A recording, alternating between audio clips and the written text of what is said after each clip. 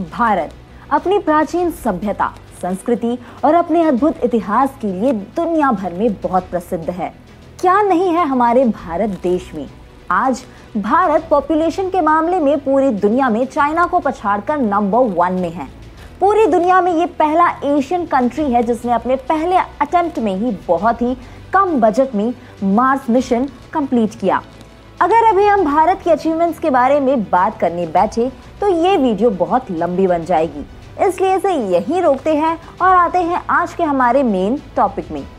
आज हम आपको प्राचीन भारत यानी एंशिएंट इंडिया के उन इन्वेंशंस यानी आविष्कारों के बारे में बताने जा रहे हैं जिनके बारे शायद ही आपको मालूम है।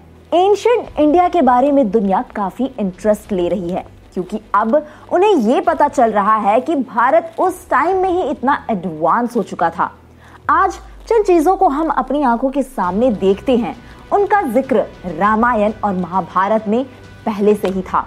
16 जुलाई 1945 फादर ऑफ एटम बॉम्ब माने जाने वाले रॉबर्ट ओपेनहाइमर ने न्यू मैक्सिको के ट्रिनिटी टेस्ट साइट पर अपना न्यूक्लियर टेस्ट सक्सेसफुली होते समय भगवद गीता का एक कोट कहा, I have unleashed the power of the universe. Now I am become death, the destroyer of worlds. और जब प्रेस कॉन्फ्रेंस में ये पूछा गया कि ये दुनिया की पहली न्यूक्लियर टेस्ट थी तो इसके जवाब में रॉबर्ट ने जो कहा वो सुनकर आप हैरान रह जाओगे। रॉबर्ट ने कहा yes, but in our times। यानी इन दोनों ही स्टेटमेंट से ये पता चलता है कि रॉबर्ट भी ये मानते थे कि कोई तो और एडवांस सिविलाइजेशन थी जिसने न्यूक्लियर पावर यूज की हो और कहीं ना कहीं उनका इशारा एंशिएंट इंडियन सिविलाइजेशन की ओर था। महाभारत के अलग अलग चैप्टर्स में बहुत सारे अस्त्रों का जिक्र है, जैसे नारायण अस्त्र, ब्रह्मास्त्र और उनके इफेक्ट्स को भी बहुत ही बखूबी एक्सप्लेन किया गया है। जैसे एक आयरन थंडर बोल्ट के चलते 1000 सूरज की रोशनी के बराबर गर्मी, आग के लपटे और धुआं निकला था। ब्रह्मास्त्र को सभी अस्त्रों का राजा माना जाता है। कहते हैं कि इनके चलने से भयानक तबाही मचती थी, पूरा पर्यावरण खत्म हो जाता था, जीवन या उससे जुड़े कोई स्रोत नहीं बचते थे, पुरुष और महिलाएं नपुंसक हो जाते थे, बारिश बंद हो जाती है, सूखा पड़ जाता था। वेदों में इन अस्त्र का इस्तेमाल तब करने को कहा जाता था जब कोई ऑप्शन नहीं बचता था। दोस्तों, पूरी दुनिया ये मानती है कि प्लेन्स का इन्वेंशन राइट ब्रदर्स ने किया था।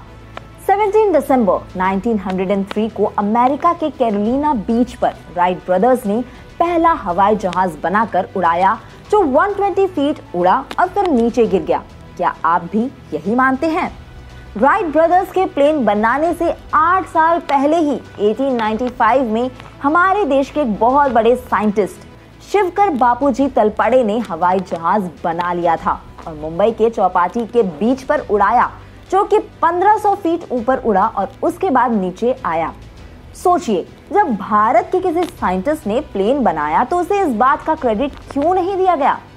दरअसल अंग्रेजों की एक कंपनी थी, उसका नाम था रैली ब्रदर्स। उन्होंने शिवकर जी के साथ डील की। सारे डिजाइन्स लेकर कंपनी लंदन चली गई और लंदन जाने के बाद उस डील को कंपनी भूल गई। वही ड्राइंग और डिजाइन्स फिर अमेरिका पहुंचे। फिर अमेरिका में राइट ब्रदर्स के हाथ में वो सारी चीजें आई। फिर राइट ब्रदर्स ने क्या किया? उन्होंने बना लिया प्लेन और अपने नाम सारी दुनिया में रजिस्टर करा लिया। इससे भी हैरानी की बात तो ये है कि भारत में तो विमान बनाने पर पूरा एक शास्त्र लिखा गया है, उसका नाम है विमान शास्त्र। और हमारे देश में विमान शास्त्र के जो सबसे बड़े विमान के वैज्ञानिक माने जाते हैं वो है महर्षि भारद्वाज। जी हाँ दोस्तों, महर्षि भारद्वाज ने विमान शास्त्र की सबसे पहली बुक लिखी। उस बुक के आधार पर फिर सैकड़ों बुक्स लिखी गई। भारत में जो बुक अवेलेबल है उसमें सबसे पुरानी बुक है 15,000 इयर्स पुरानी और महर्षि भारद्वाज तो उससे भी पहले उन्होंने बुक लिख चुके थे। महर्षि भारद्वाज ने 32 प्रोसेस का वर्णन किया है। 32 तरह के 500 टाइप्स के विमान बनाए जा सकते हैं, मतलब 32 टेक्निक्स और 500 तरह के विमान। इसमें 3000 श्लोक है, 100 खंड है और 8 चैप्टर्स है। आप ही सोच सकते हैं कि ये कितना बड़ा ग्रंथ होगा। ऐसे ही कई बड़े बड़े आविष्कार हुए हैं हमारे प्राचीन भारत के टाइम पे जिसके बारे में अभी भी दुनिया अनजान है और कुछ कुछ चीजें तो अब जाकर बाहर आ रही हैं। जैसे दुनिया में पहली बार प्लास्टिक सर्जरी इंडिया में हुई थी।